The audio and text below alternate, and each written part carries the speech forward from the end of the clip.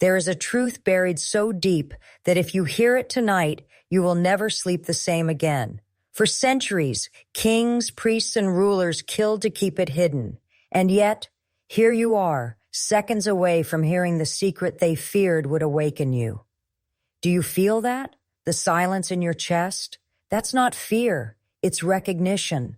A part of you already knows the world is not what you were told.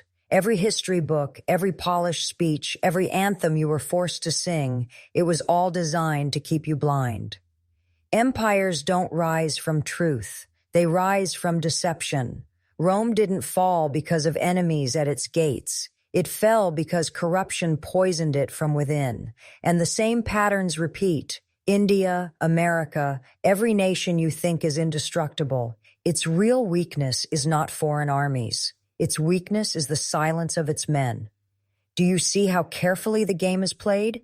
They give you heroes, men sculpted into gods, so you never question the shadows behind them. They feed you enemies, constructed villains, so your anger never turns inward. And all the while, your mind is being trained to obey, to consume, to surrender.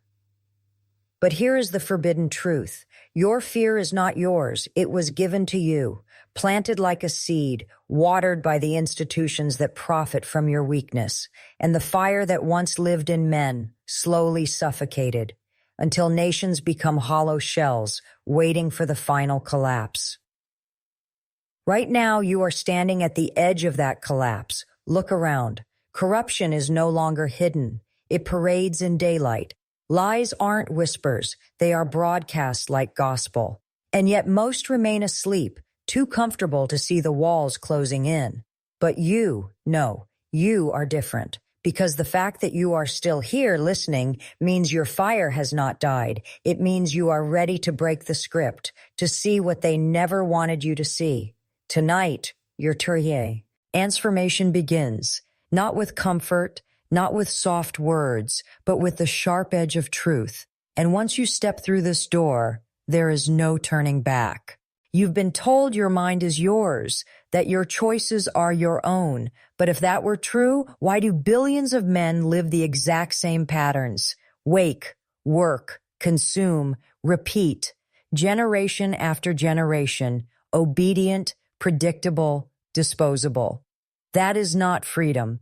That is programming. From the moment you could walk, they began designing your cage. Schools weren't built to awaken brilliance. They were built to create workers.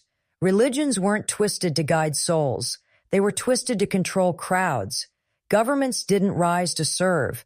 They rose to harvest. And every time you raised a question, they fed you fear. Understand this. Fear is the oldest weapon. Fear chains kings as easily as it chains slaves, and the institutions around you have mastered it. They don't need whips or shackles. They use algorithms, debt, distraction, addiction. They've engineered a prison so invisible, most men will live and die without ever noticing the bars. But not you, not anymore.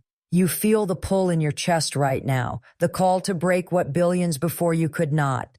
This is not just about money. Not about status. It is about reclaiming the one thing that can never be bought or sold, your sovereignty. That is why tonight I give you a phrase, ancient, symbolic, a key to identity. Write it twice in the comments to burn it into your mind, to declare your awakening to the algorithm that watches you. Ready?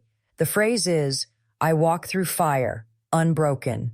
Write it twice.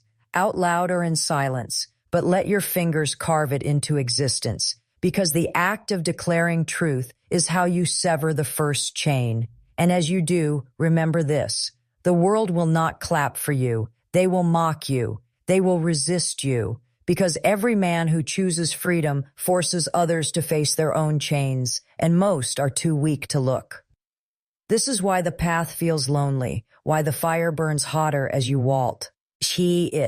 But the loneliness is proof you are no longer inside the cage. You are stepping into the wild, into the danger, into the forbidden. And once you take this step, your old life dies. You think you have seen the worst of the lies. You haven't. The final corridor is darker because it is polished to look like truth. Institutions learn to wear honor like armor. They call it patriotism, stability. Inside those words are hooks, mechanisms that bind men to choices they did not author. This is the anatomy of quiet conquest. Consent manufactured, obedience normalized. Peel back this last veil and you will see the architects. They are not monsters. They are men in suits, smiling at ceremonies, whispering in committees, shaping rituals that numb you. They reframe rebellion as chaos, courage as extremism, truth as sedition. When you name what you see, they will teach you a vocabulary to doubt your eyes. Their most elegant weapon is doubt, because doubt turns the clearest revelation into private insanity. What does a man do when his institutions betray him? He becomes ungovernable. He stops trading attention for illusions. He refuses the currencies they print to value his life, likes, degrees, titles, securities. He returns to something older, relentless clarity. Clarity hardens the mind. Begin a daily ceremony.